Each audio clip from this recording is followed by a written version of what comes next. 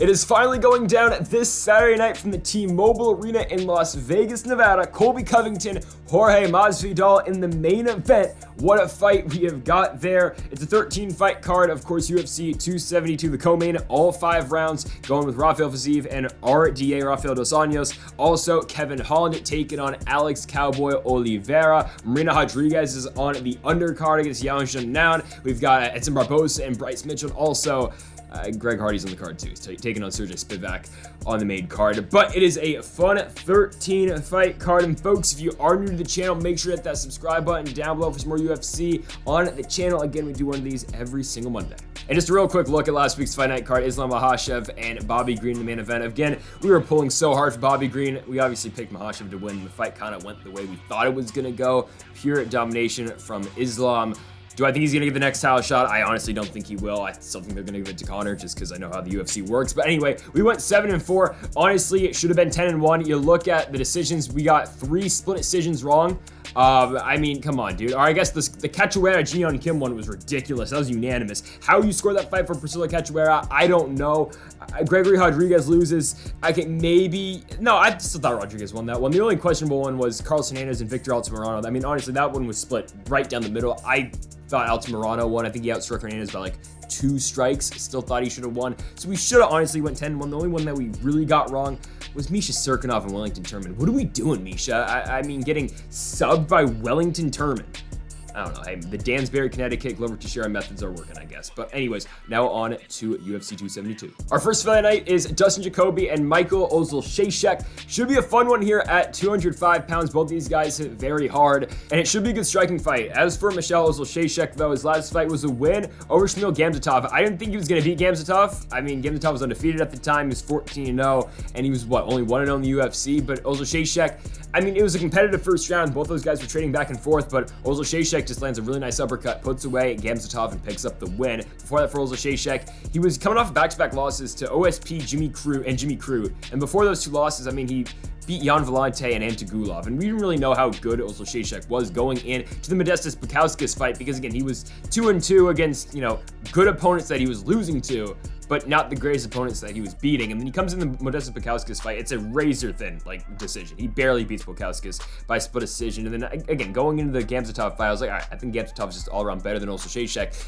Apparently not, because Michael Oleksiejczuk has got a whole lot of power. Now he's taking on the former Glory kickboxer in Dustin Jacoby, who's just been phenomenal since he's returned to the UFC. Now, should he have lost to Maxime Grishin? Well, 100% he should have lost that fight, but I mean, that doesn't dispute the fact that this man came in, he beat Ty Flores in the contender. Then he beat Justin Ledet, who, not the greatest UFC fighter, but the man had a tremendous 2021. He beat Maxime Grishin, he had that draw against Ion Cutelaba, but then he beat Darren Stewart, and then he just beat John Allen by unanimous decision, and now he's back taking on Oleksiejczuk.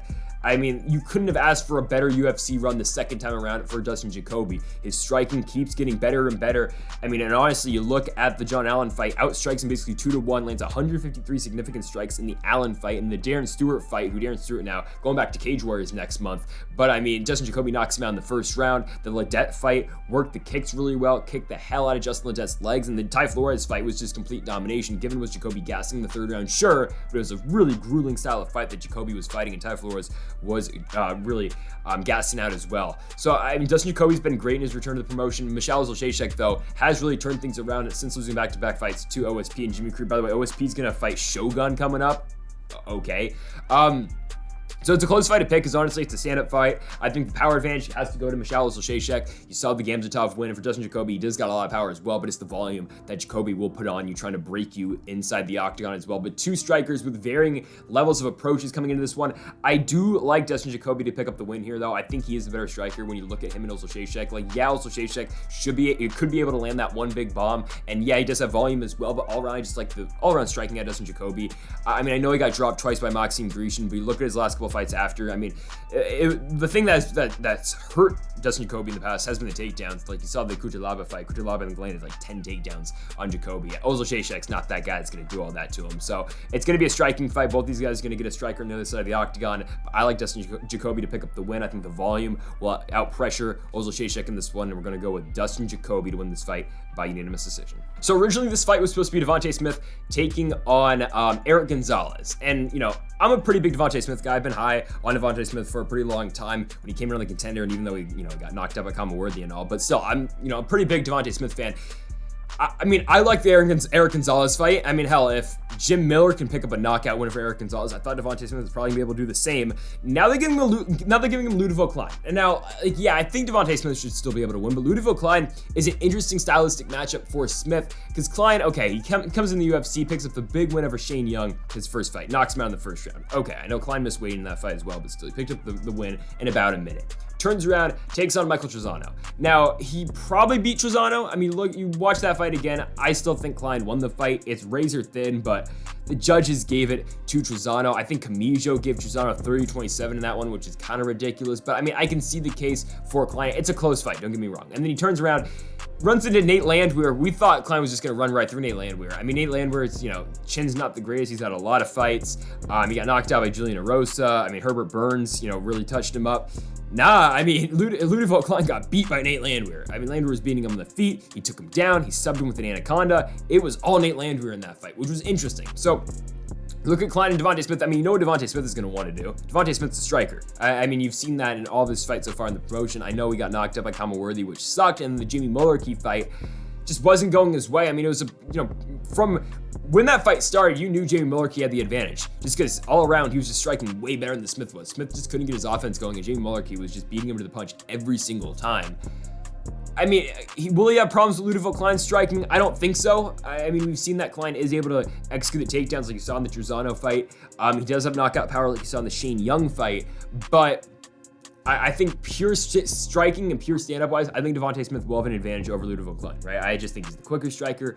Power-wise, they could probably go back and forth because I think Smith's got some power too, but Klein, you saw again with the head kicks and with the Shane Young fight, and even his fights outside the UFC with Octagon, a lot of big finishes for Ludovic Klein. I mean, hell, the guy had like 3 straight head kick knockout wins, including the Shane Young fight. But man, it's a tough fight to pick. Again, Devontae Smith's got pretty good takedown defense, even though we haven't really seen him against the best wrestlers. The only guy to take him down was Mullarkey. Smith landed a takedown of his own against Justin James, but the Guitar Hero isn't the best UFC fighter for being real.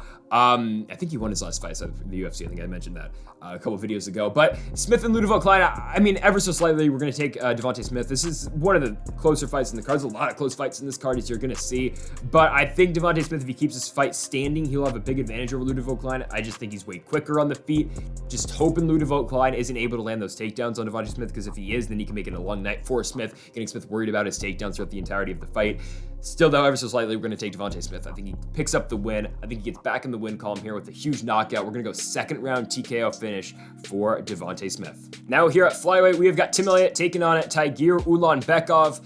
I think a lot of people are picking Tagir Ulanbekov in this one. Obviously, he's a big favorite in this one, minus 255, give or take right now, or 225, 255, anywhere around that range. But I mean, I don't think it's a layup fight for Ulanbekov, because his last fight was very tough against Alan Nascimento. He wins the fight by split decision, but it was a really close one. Got to go back to UFC 267. It's just a really razor-thin fight. Ulanbekov was able to land takedowns, but I mean, 12 minutes to control that one, but he just really didn't do anything on the ground once he got ground positioning. I mean, Ulanbekov's one of those guys, yeah, he'll carry, remain on top positioning throughout the entire round, but he just won't really do much with it. Doesn't really, I mean, like, honestly, I mean, look at the significant strike numbers in this one. You got 18 for Ulanbekov and 25 for Nascimento, and oh, by the way, Tagir Ulanbekov had 12 minutes of control time in this fight. I mean, I don't know. You look at the Bruno Silva fight, he wins the fight. He was able to just out-control Bruno Silva on the ground. This is on Moroz and Sandhagen. It's Ulanbekov's first fight in the UFC. So, I mean, Ulanbekov's strategy going into this fight is simple. Like, Tagir Ulanbekov's not going to knock anybody out. He's just, a really good wrestler who's got pretty good ground control as well and can apply submissions as well. But Tim Elliott, I mean, I know Elliott's got 12 pro losses. He's 17-12-1. I get it. Tim Elliott's been around for a while. He's had 30 pro fights, and he's lost to some guys. He's lost to a lot of guys. I mean, he's got a losing UFC record. What is it, 6-10, give or take? So I get that. But it's a step up going from Alan Nascimento, who's a good fighter, but he's only had one fight in the UFC, and Bruno Silva, who I believe is he getting another shot? Oh, yeah, he just beat Victor Rodriguez. Totally forgot about that. Yeah, Bruno Silva's not a bad fighter at all. He's bounced back to beat JB Bays, and he beat Rodriguez as well. But it's just a step up in competition. And now Tim Elliott, the major key in this fight, though, is can Ulanbekov take him down? Because if Ulanbekov can't take him down, I think Tim Elliott's going to win. I think that's pretty simple. But we've seen Tim Elliott, like, when he's the offensive wrestler and when he's the better wrestler in a fight, I think we bring this up with a lot of fighters all the time. When he's the better wrestler, he's going to control the fight because he can dictate if he wants to fight on the ground, if he wants to on the feet. Prime example, go to the Jordan Espinosa fight. Right? I mean, Elliott wants to find the ground, so he's able to control the fight through the grappling. I mean, what's an example where Tim Elliott versus, Askarov, he took him down, but he didn't really do much with it.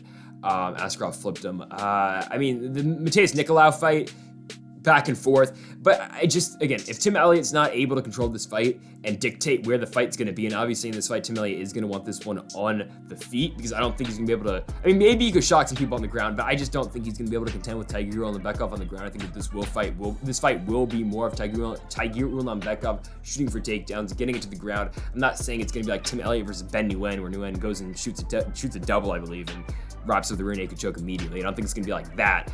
But if you're looking at this fight for Ulanbekov, that's got to be the strategy for him going into this one. So, again, it's just dependent on if Tim Elliott can stuff a takedown from Ulanbekov, because if he is able to stuff a takedown, I know Elliott wants to be on the ground usually, but against Ulanbekov, this is a guy you don't want to be on the ground with. It's just not. So, it's bad if you're picking Tim Elliott and you're just hoping he can outstrike his opponent. That's why I'm not going to pick Tim Elliott. We're going to take Tiger Ulanbekov. He's going to win this fight by decision. I think it's going to be heavy control on top. I just think it's going to be all Ulanbekov just dominating this fight on the ground against Tim Elliott. So again, we like Ulanbekov here by decision. So the biggest favorite on this entire card is, of course, Umar Nurmagomedov. He'll be taking on a UFC veteran, Brian Kelleher. And Kelleher has been around for a while. In the UFC, he's had many fights with the promotion. I just think this is going to be all Nurmagomedov in this one. Now, if Kelleher can stuff a takedown, then maybe he can win, but he's going to have to stuff, I don't know, like 20 of them, because Nurmagomedov is relentless with his pursuit of the takedown. You saw it in his last fight against Sergey Morozov, and Morozov, now he just got knocked out by D. Silva, but he's a good wrestler in his own right. And Nurmagomedov made it look easy. 5 takedowns in 2 rounds, subbed him in the second by a rear naked choke. And that's been Nurmagomedov's only fight so far in the UFC. It was last year, 14 months ago. It was a while ago. But he's taken on a guy in Brian Kelleher who, in his last 2 fights, used the takedowns well. He was able to apply top positioning over his 2 opponents in his last 2 fights. They were Domingo Pilarte and Kevin Kroom, who aren't the best UFC fighters. Now, the last time Brian Kelleher took on dominant wrestlers, you got to go back to him losing to Ricky Simone, where Simone on the UFC 258 main card landed 6 takedowns, 8 minutes of control time. Is Simone a better wrestler than Umar Nurmagomedov? I think a lot of people would say Nurmagomedov's a better wrestler than Simone, but they're close, right? I think they're close. You look at Kelleher's fight against Cody Stamann, it was all Cody Stamann. Honestly, Stamann landed some takedowns, but Stamann was actually pretty good on the feet in that fight, which is kind of rare for a Cody Stamann fight. But again, it was Stamann applying positioning over Brian Kelleher. But again, you go back to the Ricky Simone fight, pretty evident on what you think Umar Nurmagomedov is going to do to Brian Kelleher if Ricky Simone can do that. I know Kelleher, again, looked good in the Kroom fight. He knocked down Kroom late in that fight. I think that was actually, I think he knocked down Kroom in the first round, if I'm not mistaken. He knocked him down in the first round. But that was in January. He's taken this fight on somewhat short notice. I just think it's going to be all Umar Nurmagomedov, and I think Nurmagomedov will probably make it look easy.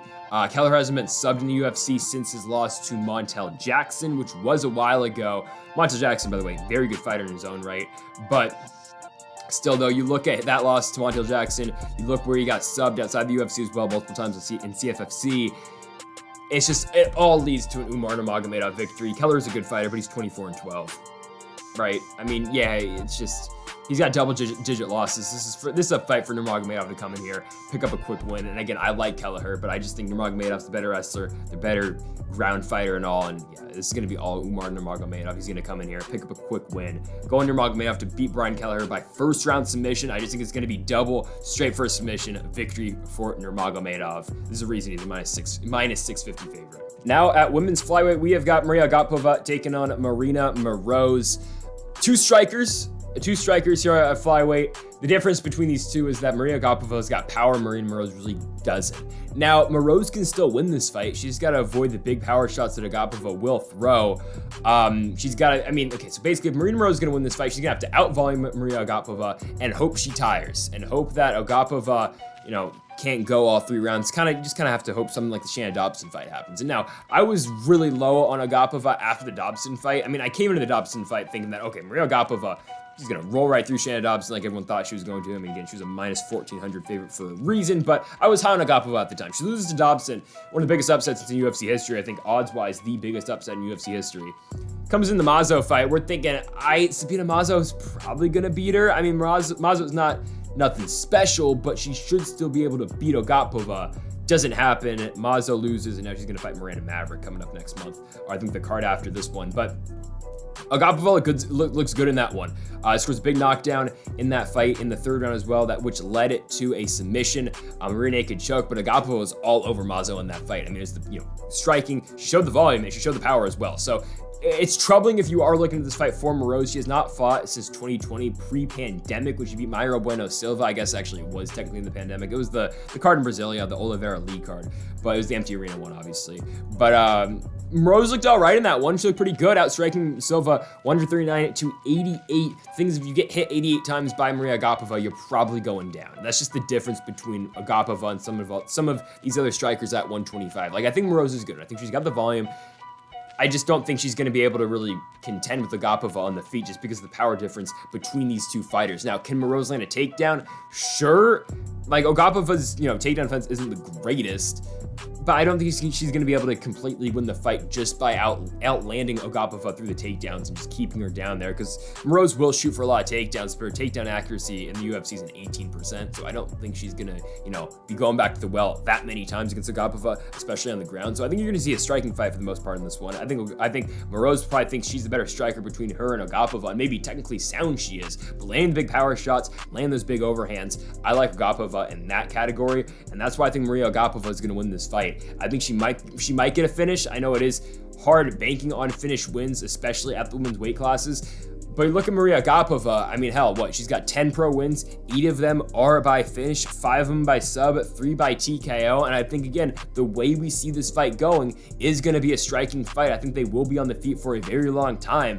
And if that's the case, I like Agapova to eventually get a finish. So we're going to go Maria Agapova to TKO Marina Moroz. I think she'll get the job done with a 2nd round TKO, going with Agapova to pick up the win. Now we've got Negumereanu taking on Kennedy Nzechukwu, one of the closer fights to pick on this entire card. For Negumereanu, coming back after getting just completely beaten up by Spivak Safarov. And looking back at it, that's horrible because Spivak Safarov just wasn't good in the UFC. He went 1-3 and he just destroyed Negumereanu though. I rewatched the fight. I forgot how bad that was. It was just Safarov just wrestling him the entire time. Negumereanu couldn't get going. I don't think he landed a strike in the 3rd round because it was just all Negumereanu getting beat on the ground by Safarov. So you look at Negumereanu's 2nd fight in the UFC. It's against Oleksiejczuk. Now he loses by split decision. Did he really win the fight? I don't know, because Kammer, was outstriking Negumereanu, but Negumereanu was able to land takedowns, and it was a split decision, close fight. They gave it to Negumereanu. His third fight in the UFC is against Ike Villanueva. Now, Nikolai picks up the knockout win in the 1st round. Kind of what we thought was going to happen. Ike Villanueva seems like a good guy, but he's just not really UFC caliber, and they're keeping him around because even though he's 1-4, they're keeping him around for Tyson Pedro. They want Tyson Pedro to pick up a win to get back in the win column, because he hasn't been fighting in a while. So they kept Villanueva around for the Tyson Pedro fight. So Villanueva is still in the UFC, but Negumereanu knocks him out in the 1st round. It's what you think is going to happen. Now he's taking on Kennedy Nzechukwu, and Nzechukwu's my guy. I've picked him all 3 times. We've been making videos on the channel. We picked him to beat Carl Silverberg, the big upset pick. He's like a plus 200, 250 in that one. The big upset pick, he picked up the win, knockout in the 2nd round over a very high prospect at the time in Carl Silverberg. Came back after that, knocked out Danilo Marquez. I think he was a slight underdog in that one as well. Picked him back-to-back underdogs, won both of them. Then picked him to beat Da Un Jung. Fight was about even on paper. He ends up getting knocked down in the 1st round. Da Un Jung was relentless with those elbows standing, and yeah, he knocked out Nzechukwu. Not really what we wanted in that one, but other than that fight, Nzechukwu's been pretty good in the UFC. I know he ran to Paul Craig in his 1st fight in the promotion. He got not knocked out, he got subbed with a triangle, I believe it was. Yeah, it was a triangle choke. It's going to happen to you. His second fight in the UFC, he beats Darko Stosic. He beats Ulberg after that, and he beats Marquez, and then he beats loses to Da Jung. I think Nzechukwu the better striker with him and Negumereanu. I just think he is. And I just haven't seen Negumereanu against the guys on the caliber of Nzechukwu, because you look at the wins that Negumereanu's got, and it's the Tyler Santos problem, which, again, Santos is probably a fight away from the championship at 125. When she came to the UFC, we just didn't know how good she was. And honestly, Negumereanu's had 3 fights in the UFC, and I still don't know how good he is. Because, okay, he beat Oleksiejczuk, who's an entry-level fighter in the UFC. Kammer is 6-2. He's 0-2 right now in the UFC. He's supposed to fight John Allen. Fight got canceled. I mean, he lost to Will Knight, and he lost to Negumereanu. 2 guys who, like, honestly, I mean, he beat Justin Ledet before that. But it's just low-level guys in the UFC. So Negumereanu's got a win over Kammer. He beat Ike Villanueva, who is 1-4, has 13 pro losses, and then he lost to Spivak Safarov in a very confusing fight, where he just got absolutely beat on the ground. Am I going to take him, or am I going to take the guy in Nzechukwu who I've seen, be beaten down by Ulberg and Danilo Marquez and come back in both those fights and win by knockout in both those fights? A guy who, in Nzechukwu, who's, had the big head kick knockout of Dennis Bryant on the Contender Series as well. You look at Negumereanu's body of work outside the UFC. His entry-level win in the UFC was against a guy who's 10-13. Before that, he beat guys 2-15, a 7-5 victory, and then a 12-41 victory before that. Negumereanu just hasn't taken on the highest levels of the competition, and I just can't pick a guy who, again, I just don't know where he's at. I know where Nzechukwu's at. I know he's a solid striker. He's got a solid base. He can throw on his own right. And that's why I like Kennedy Nzechukwu to come out here. I think he's going to pick up a huge knockout win in the second round over Nikolai Negumereanu. And again, that's why we're going to go with Nzechukwu to pick up the win in the second round. Very fun fight now at strawweight, and how Marina Rodriguez goes from back-to-back wins in main events to pay-per-view prelims, and not even the featured prelim, is beyond me. But Marina Rodriguez taking on Xiaonan. Is it a number 1 contenders fight? Probably not, because what is happening with the strawweight championship? Do we know? Like, is Carla Esparza not fighting Rose Namajunas? I haven't heard a word about that fight, because I know, Esparza got that cut from the Fury grappling thing in December, but I mean, my goodness, I haven't heard a thing about the strawweight championship. It's not even being discussed. I don't know, and it's not like it's flyweight where I haven't heard crap about Valentina defending her championship, but the thing is, who's really going to fight her, right? I mean, they're probably waiting for Miesha Tate to beat Lauren Murphy for that, but like, there's a number 1 contender at 115, and yet no fight. I don't understand what's going on there, but the entire weight class is kind of waiting at this point because of the back-to-back fights with Zhang Weili and Namajunas. But anyway, and these are 2 fighters in Rodriguez and Yan Xiaonan who have both lost to Carla Esparza, and Yan Xiaonan was, a fight away from the belt. She took on Carla Esparza, and Carla Esparza absolutely dominated her. It wasn't a fight. It wasn't a fight at all. Carla Esparza takedown, crucifix, ball game. It was all Carla Esparza. Very rare that Carla Esparza gets finishes in the UFC. I believe that was her first finish in the promotion. I mean, I think except for the Rose Namajunas fight, she picked up the win. Now she's probably on for the rematch with Rose. Who knows what's going to happen there. So that was Yan Xiaonan's last fight, but before that, she looked pretty unbeatable in the UFC, if we're being real. I mean, she outstruck Claudia Gadelha, she outstruck Karolina Kowalkiewicz, whatever was left of Karolina. She outstruck Angela Hill, Siri Kondo, I mean, Viviana Pereira, I mean, Kaylin Curran as well. She outstruck everybody, and yet, going into this Rodriguez fight, I know Yan Xiaonan is like, plus 240, Rodriguez about minus 305. I get that. But the reason Yan Xiaonan lost to Carla Esparza wasn't because she was getting outstruck, it's because she got out-wrestled. Marina Rodriguez isn't going to come in here, shoot for a double, and just try to out-control Yan Xiaonan on the ground, right? So I'm just saying, I don't think the odds should be completely where they're at, because we have not seen Yan Xiaonan get outstruck so far in the UFC. The problem is she's taking on Marina Rodriguez, who's basically unstoppable in her last 3 fights. I mean, the last 3 fights that we've seen Marina Rodriguez in has been really damn good. The Mackenzie Dern fight, she lost 1 round, she lost the second round, and that's it. Where she almost got subbed. Other than that, domination from Marina Rodriguez on the feet. She was very good in that fight. Again, past the second round, it was all her. You look at the Michelle Waterson fight. I get that fight was at 125, but it was just a dominant striking performance from Marina Rodriguez. I believe she won it 4-1 or 3-. No, I had her winning 3-2. But I mean, still, she beat Michelle Waterson. She did what she needed to do on short notice, especially at a weight class, against given an atom weight and Michelle Waterson, but whatever. The Amanda Ribas fight, complete domination. Marina Rodriguez showing the power she does possess, especially at 115, finishing Amanda Ribas in the second round. Now, you look at the Carla Esparza loss. It was a very close fight. I scored it for Esparza, but I could see it either way. The Calvillo fight was the draw. It's weird scoring in all of those. Before that for Rodriguez, she beats Tisha Torres, beats her down over in Uruguay on the Shevchenko and Carmouche 2 card. And again, Rodriguez has got very good striking for this weight class and very good power for this weight class as well. And that's why Xiaonan is a huge underdog in this one, even though she's only lost once in her entire career, or once in the last 10 years. And it is to Carla Esparza, and it's to maybe the best wrestler in this weight class. I don't know if Tatiana Suarez is ever coming back or not, or even if she's coming back at 115, she's probably going to come back at 125. But in this fight with Xiaonan and Rodriguez, I want to pick Xiaonan. Plus 240 is nice, but I don't see how she wins this one because Rodriguez is just the better striker. She just is. She's got better volume, better power. I don't know how Xiaonan is going to close the distance and work her striking against Rodriguez, a fighter who's basically unstoppable in her last 3 fights. I think this is all Marina Rodriguez in this one. I think she'll be waiting for a title shot. Will she get it? Probably not. She'll probably have to win another fight because she'll just be waiting for it forever. Hell, give me Joanna Marina Rodriguez after Marina Rodriguez comes in here, beats Xiaonan 30-27. We're going Rodriguez by unanimous decision. Very good fight now between the Tarantula and Jalen Turner and Jamie Mullarkey. Both guys coming off some really good wins. And for Jalen Turner, 3 straight wins after losing to Matt Frevola. He came in, beat Josh Kalibau. He dominated in that fight from pillar to post, beat up Brock Weaver, and then really just dominated Uros Medic in a way that I didn't think that was going to happen. I thought Medic was going to beat him, but Jalen Turner came in there, takedown, just complete domination, rear naked choke, finished in the first round. UFC 266, it was all Jalen Turner in that one. It's showing the grappling that he's got as well as the striking he does have that he showed in the Kalibau fight, just absolutely dominating Kalibau over there in New Zealand, knocking him out in the second round, outstriking him 55-12. Turner's got it all, man. Turner has got it all on the ground and on the feet. For Jamie Mullarkey, his opponent, though, we just talked big about Devontae Smith and about how I think that guy, really good fighter, but hey, Jamie Mullarkey in his last fight and in Devontae Smith's last fight, Mullarkey knocked him out in the second round. And we talked about it again earlier that Devontae Smith could not get going. Jamie Mullarkey was, pedal to metal in that one. Constant pressure against Devontae Smith. Smith just couldn't get his offense going, and Jamie Mullarkey just completely melted him, finishing him in the second round. Before that, knocked out Kamaworthy, I believe, on a pay-per-view main card. Was that on UFC 260's main card? I think it was. Yeah, it was. And he knocks out Kamaworthy in 40 seconds, and he knocks him out with the left hook.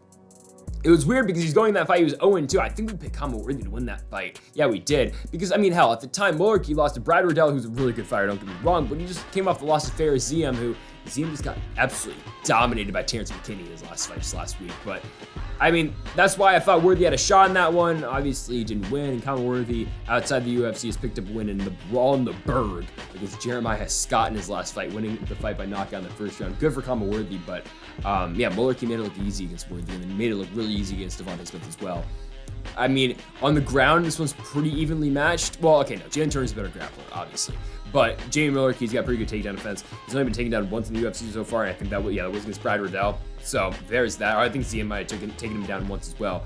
But Jalen Turner, once he does get guys on the mat, he's very good at finishing with the submissions and all that. But on the feet, this one's very evenly matched. Both guys have got power. Turner, maybe Mullarkey's got a little bit more power than Turner's got, but the aggressive style out of Turner and the volume that he will throw can be troubling for some guys. You always got to watch out with the grappling of Jalen Turner, because it's always there, because you saw his last one again against Uros Medic. Immediately, takedown, rear naked choke, finish. Brock Weaver, he outstruck Weaver throughout that fight, and eventually got him on the ground and subbed him with a rear naked choke. Given is Brock Weaver the best UFC fighter, or was he the best UFC fighter? He's not, but he's still won the fight per rear naked choke and showed, again, the different elements of his game, through the grappling, through the striking, through all of that. I think it's a competitive fight, because both guys, again, I like both the striking out of both guys, but Jalen Turner's ground advantage does make me want to pick him. That's why I'm going to take Jalen Turner, because of the ground advantage that he does possess in this one. I think it's going to be a very fun fight. There's a reason it's the feature prelim, because UFC thinks highly of this fight. Might even be a fight of the night, because these guys are willing to throw down in the middle of the octagon, but I do like Jalen Turner to pick up the win.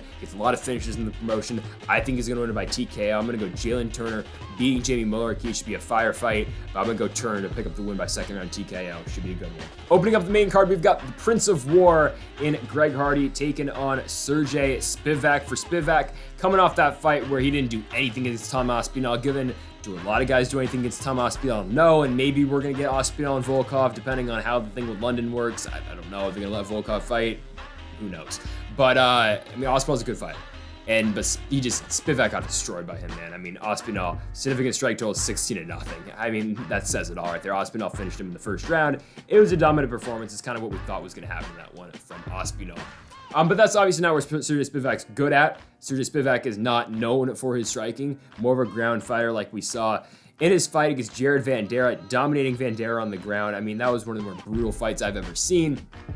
Just because Vanderaa ate a whole lot of damage in that one. It was just Spivak takedown and dominating with his ground and pound. Chris Tognoni, that was probably one of Tognoni's worst moments, letting that fight go on for forever, letting Vanderaa eat a lot of damage in that one. It was just a dominant performance for Spivak. I believe that opened the card on Blades and Lewis.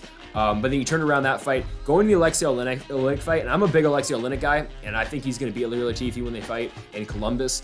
But we picked Spivak to win that one, and that's kind of what we thought was going to happen. Now, not entirely how, because I thought Spivak was just going to land a bomb, and again, not what Spivak's known for, but Oleinik's chin's basically gone at this point in his career. He's fought, 78 times? He's had a lot of pro fights. God bless the man, but we thought Spivak was just going to roll him. Didn't happen. Oleinik did stay in the fight, but again, Spivak was able to execute takedowns, or not takedowns, was able to avoid the takedowns from Oleinik, keep the fight standing, and didn't really engage in that ground fight that Oleinik does want to fight, and eventually, again, just won the fight by unanimous decision. As for the Prince of War and Greg Hardy, now Greg Hardy hasn't taken on a guy with the wrestling that Sergey Spivak can bring, except for Marcin Tybura, because Marcin Tybura, right, good wrestler, he's a top 10-ish guy, and he couldn't really take down Greg Hardy. Now, I know he did it in the second round before he got the finish, but like Tybura tried to take down Greg Hardy. I think that's one of the more underrated aspects of Greg Hardy's game is that he does have pretty good takedown defense. I mean, again, Alan Crowder took him down in his first fight in the promotion, and then Tybura took him down once. Now, do guys usually want to take down Greg Hardy? No, because I think they think they can just knock him out. I give you an example. Alexander Volkov, Yorgan de Castro couldn't do it, but Hardy won. But still, Yorgan de Castro wanted to strike with him. Maurice Green wanted to strike with him. Tai Tuivasa wanted to strike with him. And I think a lot of people are down on Greg Hardy right now just because they don't like Greg Hardy in general, but also because he got brutally finished in his last fight. Don't forget, he rocked Tai Tuivasa. Like, he had Tai Tuivasa in some trouble for the 1 minute that fight did last, and Tuivasa eventually finished him. But at the time, we didn't know how good Tai Tuivasa was going to be. I mean, hell, Tai Tuivasa is a fight away from the world championship, which is crazy to say, absolutely insane to say. But if Tai Tuivasa comes in there and somehow lands a bomb against, Cyril Gane in his last fight, or his next fight, Tai Tuivasa is fighting for a world championship. He's fighting John Jones or Francis Ngannou or Stipe Miocic for the world championship next year, which is crazy to talk about. So I don't think you should be that down on Greg Hardy, but stylistically, I think maybe you should. But if Greg Hardy is able to stuff takedowns from Sergey Spivak, he should be able to win the fight, right? Because Hardy's striking isn't horrible. When he gets met with some of these better strikers like a Tai Tuivasa or like an Alexander Volkov, obviously he's not going to win, but when he's matched up with guys that he is a better striker than, Yorgan de Castro, Juan Adams, Maurice Green, hell, even, which it keeps looking like a better and better win, Greg Hardy's first ever pro fight, Austin Lane, the Fury FC champion who just defended his championship, given Eric Lunsford tore his ACL in their fight today, or yesterday when this video is coming out. That looks like a good win, man. Austin Lane might be in the UFC very quickly, or very soon, and Greg Hardy, torched him in a minute, and given it was a different Austin Lane back in 2018 in the Contender Series. But Greg Hardy, when he's matched up with these strikers that aren't on his level, he does seem to knock them out. Like you saw the Maurice Green fight, yeah. I mean, he knocked out Maurice Green. Juan Adams shot him for a terrible takedown, and Greg Hardy just pummeled him for 45 seconds. Dmitry Smolkov is not a UFC caliber fighter, but you get what I mean, right? Greg Hardy's a better striker than Sergey Spivak is. At least I think he is, and I think he's got more power than Sergey Spivak's got. But the problem is, can Greg Hardy stuff takedowns, and can he stuff multiple takedowns? I don't think so. Like, I think he can stuff a couple, and I think Hardy's takedown defense is underrated, and it's pretty good. But when you're taking on Sergey Spivak for 15 minutes, and if Hardy gets taken down once, I do like Spivak's ability to take the back, or at least work for a submission and eventually finish Greg Hardy. So I think that's what's going to happen. I don't think it's going to happen early in this fight. There might be a feeling out process, but yet again, Spivak just come in there and land a takedown and finish him in the first round. So I don't know. Yeah, we're just going to go Sergey Spivak first round sub. I think that's what's going to happen. Starting off the main card, I think Hardy's going to get taken down immediately. I think Spivak's going to work for something, armbar, arm triangle, take the back rear naked choke, something like that. Because I think, again, Hardy's on the ground, Sergey Spivak, I think eventually he's going to make a mistake. He's going to do something stupid. He's unexperienced on the ground definitely when you compare him to Spivak. So I think Sergey Spivak's going to come in there, get a takedown, land a submission. We like Sergey Spivak to beat Greg Hardy by first round sub. You want your lock of the night? It's right here. Kevin Holland's not losing to Cowboy Oliveira. Not happening. Not happening. Cowboy is going to stand there and strike with Kevin Holland. And the problem with Kevin Holland's been, it's been on the grappling, and it's okay. Kyle Dawkins, yeah, I know there's the headbutt and all of that, but Dawkins still technically subbed him. Again, it got overturned or no contest. Marvin Vettori was able to control Holland on the ground. Derek Brunson was able to control Holland on the ground. Jacare was until he wasn't, until Holland knocked him out with that weird, scramble. But that's been the problem with Kevin Holland, right? It's been the takedowns, and it's been aggressive wrestlers and guys who are able to control him. Cowboy Oliveira is not that guy. I mean, Cowboy Oliveira has been beat on the ground in his last couple of fights, even though the Nico Price fight just got beat on the feet. And I think if you get beat on the feet against Nico Price, who is a good striker in his own right, still though, Kevin Holland's a better striker than Nico Price. That's really all I have to say about this one. Kevin Holland's an elite level striker. He is an elite level striker. He's probably a top 5 striker, especially him coming down to 170 now, probably a top 5-ish type striker at 150, or 175, or 170, excuse me. The problem with him, though, is when he gets to the elite of the weight class, especially at 170 as well. There's a lot of aggressive wrestlers, a lot of very good wrestlers at this weight class. Hamza Chimaev, Kamaru Usman, Colby Covington, Gilbert Burns is really good on the ground, Bilal Muhammad, Vicente Luque is good on the ground, Michael Chiesa, all those guys I just listed off, right? That's the problem Kevin Holland's going to face. If he can't stuff a takedown, he's going to lose all these fights. But when you match him up with specific strikers, I present to you Alex Oliveira, he's not going to have a problem. Because Oliveira, I mean, when's the last time Oliveira took anybody down? I think he shot him for a takedown against Nico Price. Yeah, he actually did. He landed a takedown against Price. But when's the last time Alex Oliveira, his main game plan was just to aggressively take someone down and keep them on the ground? Carlos Condit, and this fight kind of does feel like this, right? Because Holland, I mean, Carlos Condit, is a really good striker who just had the problem with he couldn't grapple, especially later on in his career. I think that's kind of where we're sitting at with Kevin Holland.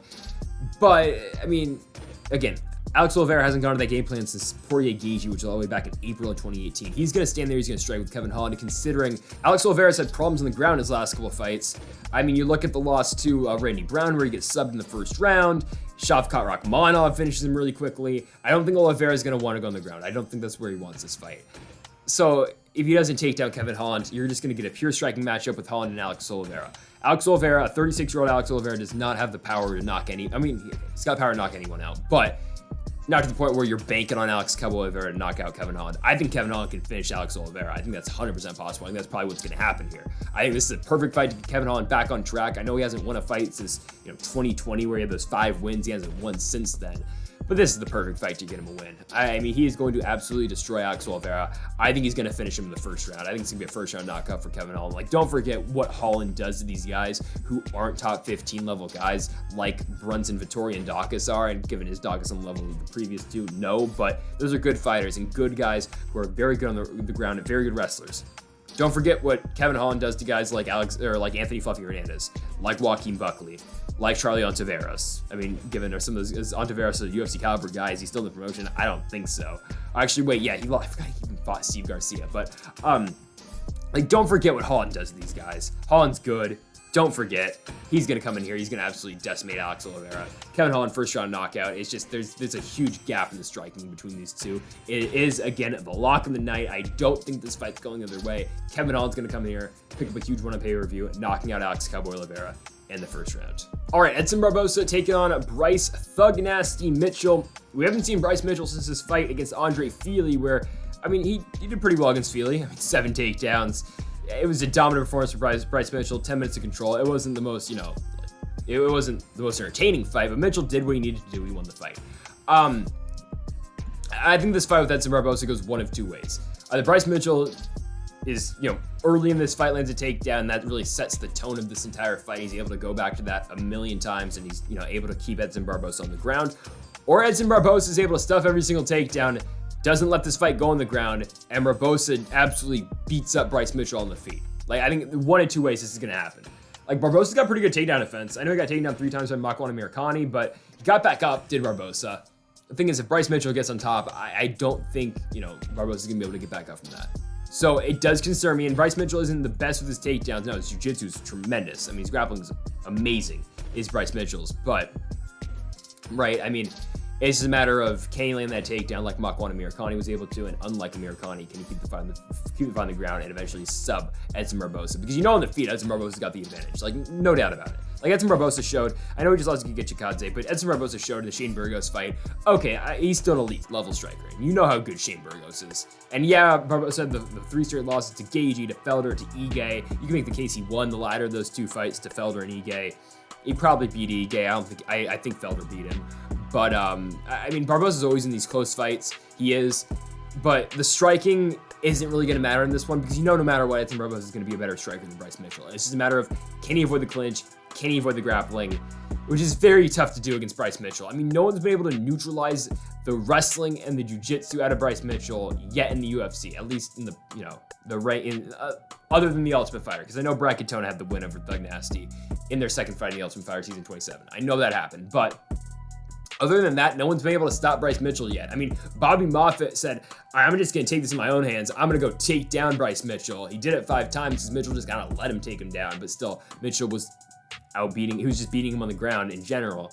And the Matt Sales fight, I mean, that was the twister, obviously, where Mitchell pulled off. The Charles Rosa fight was not competitive. It was not at all. Bryce Mitchell showed, yeah, I'm the superior grappler. And the Andre Fili fight was just domination by Bryce Mitchell. Very good wrestling performance. Very good top control time for Bryce Mitchell in that one. I mean, I think this fight's easy to break down. It's just a matter of what you think is going to happen. What do you think is more likely? Do you think it's more likely that Barboza keeps this fight on the feet? Or do you think it's more likely that Mitchell is able to land the takedowns? Mitchell is able to go back to that throughout the entirety of the fight. I'm going to the ladder. I think Bryce Mitchell's going to be able to land takedowns against Edson Barboza. Hell, if Makhachev or Klein did it 3 times, I think Bryce Mitchell's going to be able to do it even more. And unlike, again, like I said earlier, unlike what Amirkhani and Barboza was able to get back to the feet and was able to implement his striking, I think Mitchell's going to keep him on the ground. And yeah, Barboza will have his moments. He will have his chances to win this fight because, of course, every fight does start standing. But, I mean, other than that, I think Mitchell is going to be able to tie him up pretty quickly, get him in the clinch, work for a takedown, and get him on the ground. And once this fight is in the ground, Bryce Mitchell is way superior to Edson Barboza in grappling. I mean, that's a fact. You know it, I know it, the American people know it, right? So I think Bryce Mitchell's going to come in here. I think he's going to get a submission win. Barboza has not been subbed since the Tony Ferguson fight. Khabib didn't sub him, so actually this is kind of tough picking Thug Nasty to sub him. I don't care. I'm gonna take Bryce Mitchell to pick up a win by submission here. It's on pay-per-view. You need a big performance here. I think Bryce Mitchell eventually is gonna get a submission. I think he'll get it in the second round. Again, Barboza's got a really good chance to knock him out. 100% he has a good chance to knock him out. If he is able to sub takedowns, and if the takedowns do become predictable out of Mitchell, and Barboza's able to see them from a million miles away, sure.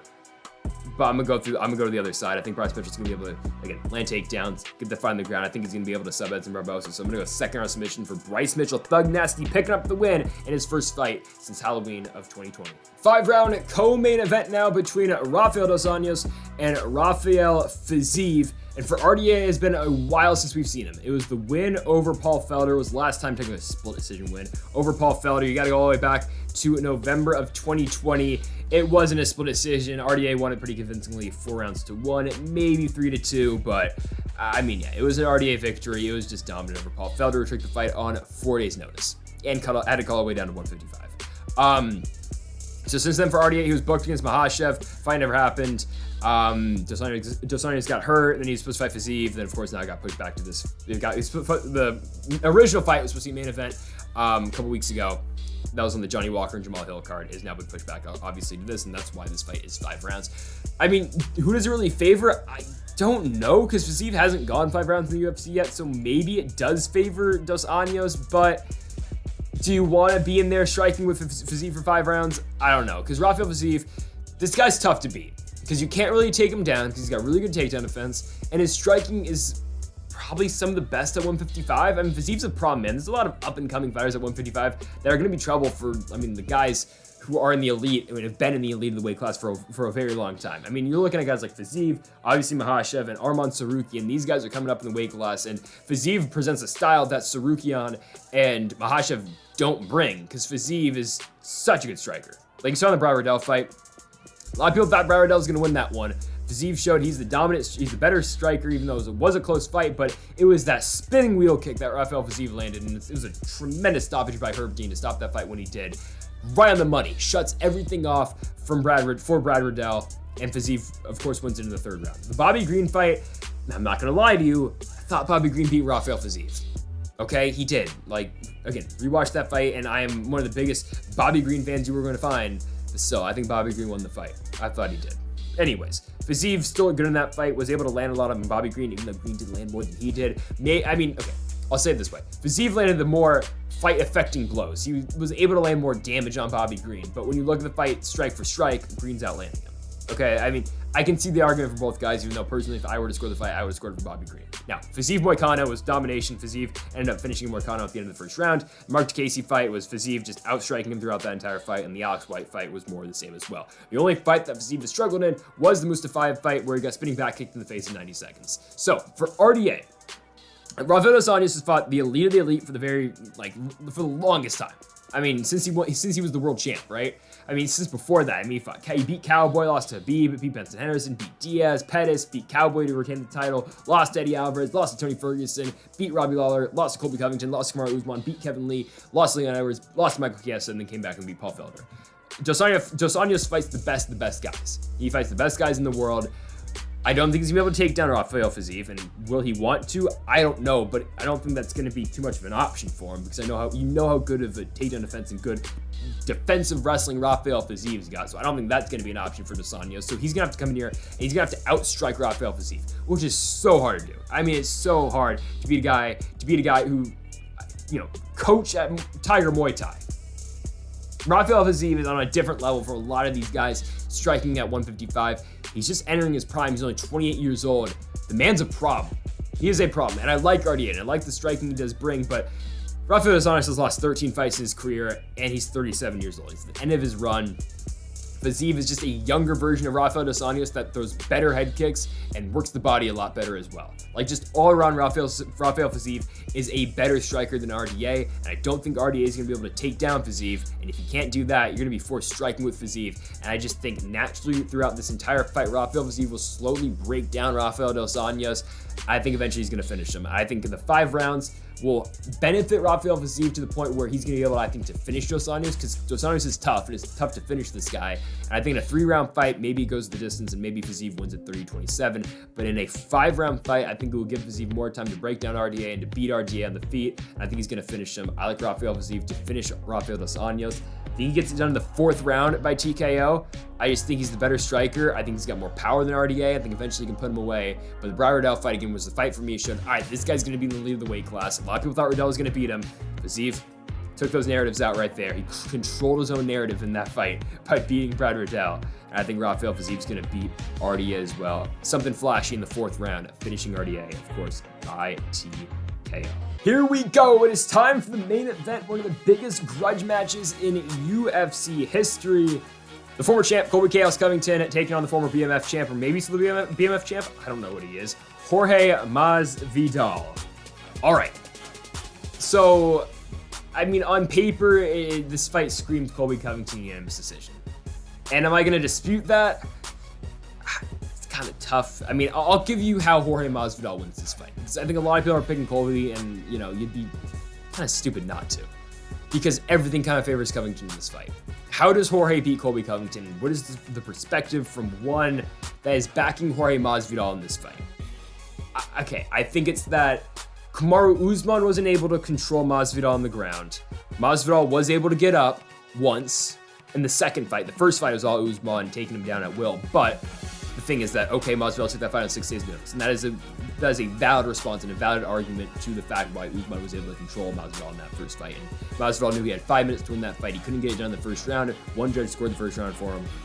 He wasn't able to do it from there, and he lost the fight. I mean, he just accepted that, basically. But the argument is that, okay, the second Usman fight in Jacksonville, Usman couldn't really hold him down, and on the feet, okay, Masvidal was outstriking Usman until he got knocked out, which, okay, is a valid point, but there's a difference fighting Kamaru Usman and Colby Covington. I think a lot of people think that Colby Covington and Kamaru Usman basically fight the same style of a fight, and that, okay, both those guys, they have cardio for days, they can go for forever, really good wrestlers, you're not able to take them down, but they can take you down.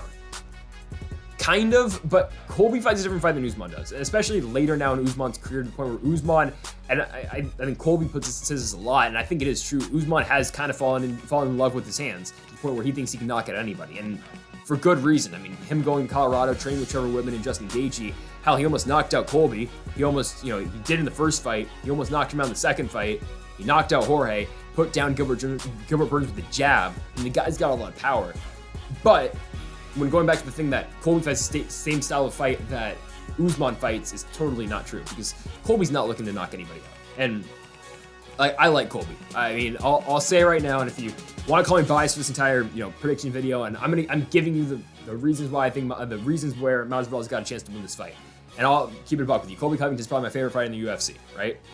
Colby Covington does not have power. He just doesn't. And it's not the fact that maybe Colby doesn't have power at all. It's just that he doesn't throw. When he throws the strikes, he doesn't throw them with 100% intention and 100% force behind it. Because Colby's just trying to use his strikes and use his volume to close the distance and take his opponents down. Like, Colby's not coming into a fight trying to knock anybody out. I mean, like, really, there's very few moments where Colby Covington is trying to knock a guy out. The first Kamaru Usman fight is probably the only fight that you will see Colby Covington aggressively trying to push the pace. He's always trying to aggressively push the pace. But where he's really trying to knock his opponent out is the Kamaru Usman fight. It's the first one. The second fight, it's Colby putting on volume, and we're going to talk about the Usman fight, the second Usman fight in a second. But it's really the only time Colby's really trying to knock a guy out. And Usman's got a tremendous chin. Colby's got a good chin too, but Usman probably has a better chin. Colby just wasn't able to put him away in the first fight. He was close, definitely. He had Usman rocked a couple times in that fight, just like he did the second one too. But Colby doesn't throw his strikes with a whole lot of intention to it. The Robbie Lawler fight, this is what I was thinking of. The one time I saw Colby Covington really trying to knock a guy out was the last strike he threw against Robbie Lawler. He throws the spinning wheel kick, he misses, or the spinning kick against Robbie Lawler. He misses on purpose. He throws the backhand at the end of it. And that because most guys, you're getting knocked out by that. Robbie Lawler's got a tremendous chin that held up in that fight. And that's really the only time Colby just doesn't throw with a lot of power, which works in this fight against Jorge Masvidal. But now going back to the point where how does Masvidal win this fight? He's gonna have to be able to stuff takedowns from Colby. Now, Colby's not as powerful of a wrestler as Usman is, and Colby's gonna take a couple. Colby's not going to be the guy who's going to be 10 for 10 on his takedowns every fight. He's more of he's going to push the pace, he's going to keep shooting takedowns, and eventually he's going to get it. I mean, the Woodley fight went 3 for 8 on his takedowns. The Robbie fight, he went 10 for 18. I mean, he's going to keep shooting. If he misses the first time, doesn't matter. And if he misses the second time, he's going to keep going. That's what I always say. Masvidal might be able to stuff the first takedown. He might be able to stuff the second takedown, maybe even the third, but can he stuff the fourth, the fifth, the sixth, and especially when you're tired, because Colby's gonna push the pace in the fight through the striking, and then eventually he'll mix it up with the takedowns as well. So, again, when you look back at Masvidal and how he wins this fight, he's gonna have to keep this fight standing against Colby. In a pure striking fight, Colby Covington, Jorge Masvidal, theoretically Masvidal should win. But you can make the case that Colby Covington might be able to beat Jorge Masvidal in a striking fight, given, of course, that there is some grappling involved, and there is always the threat of the grappling involved with a Masvidal-Covington fight. Because obviously, if Colby Covington and Jorge Masvidal said, all right, tomorrow we're going to do a pure boxing fight. We're going to sign up, we're going to fight, we're going to tell Eddie Hearn to go sign us up for a boxing match. Jorge Masvidal is going to win that 75 times out of 100, probably more. But in an MMA fight, where Colby Covington always has the threat of the takedown, it makes his striking so much better, to the point where, again, you look at the Woodley fight, he has a lot of success on the feet because of the striking, because of the grappling, because of the RDA fight. Again, look at the grappling, it opens up his striking. Robbie Lawler as well. There's always a threat of the takedown for Colby Covington. In an MMA fight, I think Colby Covington could beat Jorge Masvidal in a striking fight because of the threat of the takedown. I think Masvidal will have success early in the fight, but Colby has an unlimited gas tank. It's the porn star cardio, and I think he can win the last 3 rounds in just a pure striking fight with Jorge Masvidal. I think you know where I'm going with this prediction here. If I'm saying all this about Colby striking, I mean, and that's not even where I think this fight's going to take place. I think Colby's just going to take down Jorge at will. Again, how does Jorge win the fight? He's got to put away Colby in the first 2 rounds. If he doesn't, if this fight gets in the 3rd round, I don't think Jorge Masvidal wins. Because Colby is going to push the pace, he's going to punish George, and he's going to keep him on the ground. And of course, Masvidal could do, and honestly, if I made a video about Ben Askren and Jorge Masvidal, it would be some of the same stuff I'm saying right now. And, I'll stand by that. I think if Ben Askren fought Jorge Masvidal, Masvidal misses the knee, I think Ben probably beats him just because of the wrestling. And I think Jorge doesn't have the worst wrestling, but just stylistically, I think Ben Askren probably could have finished Jorge Masvidal on the ground in that fight. I honestly think he could have. If Masvidal doesn't land that knee, Ben Askren's probably got a shot in that fight. So unless Jorge does something crazy in the first round or the first or 2nd round against Colby, lands a flying knee, lands a huge punch like he did in the Darren Till fight, I think it's just going to be all Colby Covington. It's going to be very, very similar to the Robbie Lawler fight, to the point where Colby is having success on the feet, but as soon as you think Robbie's got a shot in the feet, when Robbie lands a big shot, Colby brings it right back to the ground. And I like Jorge. I think Jorge is a good striker. I think he's a very good fighter. But I just don't see how he beats Colby Covington. Especially a Colby Covington who, I'm going to say it, I think he beat Kamaru Usman the second time as well. I thought he won 3, 4, and 5. I mean, you look at my Tapology page, I think on my profile, I have the only part of my bio I got is that Colby won 3, 4, or 5. I think he did. Like, just go rewatch that fight in the third round. Colby's out striking him. He lands a takedown that they didn't officially score a takedown. The fourth round, give him 5 more seconds, he finishes Usman. The fifth round, it's razor thin, but I like Colby in the fifth round too. And okay, maybe the second round should have been 10-8, so okay, maybe it should be a draw, but at least I think Colby should be fighting Usman again before he's fighting Masvidal. In the first round, nothing really happened. You give it to Usman, but still, I thought Colby beat Usman the second time around. The first time around, I had Colby up 3-1 until the knockout happened. Call that bias, I don't know, but rewatch the fights and tell me what you think, because honestly, I think Colby's just a couple pieces away from being 2-up against Usman right now. And that just shows you how good Colby Covington is. But this is a fight that Colby should win, 100%. This is a fight that Colby should win. It should be pure takedowns. It should be the aggressive wrestling out of Colby Covington. Colby doesn't lose fights like this. He just doesn't. I mean, it's the Woodley fight all over again. It's the Robbie Lawler fight all over again. Now, Masvidal's got first-round power and early power in the fight that those two guys didn't have in Woodley and Lawler. And Masvidal is going to come out in this first round. He's going to be very emotional in this fight. He's going to try and knock Colby's head off in the first round and in the second. But again, after that, I think it's going to be all Covington. I do worry for Colby, and it's going to be scary hours over here when I'm watching this fight that Colby, I'm praying to God doesn't get knocked down in the first round, because I think there's a chance, because just you know how Masvidal fights, how aggressive Masvidal is. But if Colby Covington's able to land a takedown in the first round, if he's able to land a takedown in the second round, there is no chance in hell he loses the fight. If Colby is out wrestling George in the first 2 rounds, he will be a minus 3,000 favorite in the live odds. And I think if Colby's able to do that, which I think he's going to be able to do, I think he's going to finish Jorge Masvidal in this fight. I think eventually he's going to finish him. I'm going to go Colby Covington 5th round TKO finish. I think eventually he's gonna really put it on Masvidal, and I think it's going to be just pure domination by Colby. It's either that, it's going to be 50-45. But I don't think Colby's going to really play around too much when the striking in this one. I don't think he's going to. I think you're going to see Colby probably not shoot a takedown right off the bat like Ben Askren did, but it's going to be within like the first minute. Colby's going to land that first takedown against Jorge. He's going to keep him on the ground. I could see a Colby submission in this one too. I mean, he's training at MMA Masters now. You know, Cesar Carniero, Daniel Valverde, very good jiu-jitsu coaches over there, over at MMA Masters. You know, Colby keeps saying that his jiu-jitsu game is getting better and better. His coaches keep saying he's got really good jiu-jitsu that he just isn't able to show yet, which could be a thing, and I could see him getting an early submission against Masvidal. But I think Colby's going to really look for the ground pound in this one, just considering the stakes of this fight, considering the rivalry going into this one. I think Colby's going to want to put it on Jorge, and I think he's going to finish him late with strikes in the 5th round. I predicted a 5th round knockout for Colby over Tyron Woodley. Now, did I anticipate it the way it happened with my rib from Woodley? No, but hey, we got that one right. 5th round TKO for Colby. I'm picking another 5th round TKO for Covington. I think he gets it done in this one over Jorge Masvidal. I think he'll be up already 4 rounds to nothing to that point. And I think it's going to be Colby Covington winning this fight. What does Colby do after this is the big question, because the way I see it, I think there are 4 potential fights for Colby Covington after this. And on likeliness, I'll give them to you. Most likely fight, I think, is Dustin Poirier. I think that fight kind of writes itself. Poirier doesn't really seem like he wants to drop down to 155 again unless it's a title shot. I don't even think he wants to go down there for Conor, even though he probably would because of the money. But I could definitely see Poirier coming up to 170 and fighting Colby. I could see that 100%. That's most likely, I think. Second most likely, probably Usman again, I think. But I think Usman might be done after his next fight, after he fights Leon Edwards. So I'm thinking title second, because then it's maybe, all right, Colby, then Colby fights for a vacant championship, right? Third most likely is Israel Adesanya. Colby's been talking about this all week that he wants to fight Izzy. He wants to go up to 185. Do I like that fight for Colby? Not entirely, just because how big Adesanya is. Colby's a small guy from 170 that could be fighting at 155 right now, and I would make the case that he beats a lot of guys at 155. I don't think, if Colby was able to successfully make 155, I don't think he'd ever lose. Like, I think he'd beat Makhachev. I mean, Oliveira might give him some trouble, but truly, I don't think Colby loses to anyone at 155 right now. So I think that's third most likely is Adesanya, even though I don't really want to see it. I mean, yeah, it'd be cool to see Colby challenge for a belt again, but Adesanya is pretty big. It's tough to keep that guy down. Fourth most likely is Khamzat Chimaev or Gilbert Burns, and that's non-title against Chimaev or Gilbert Burns.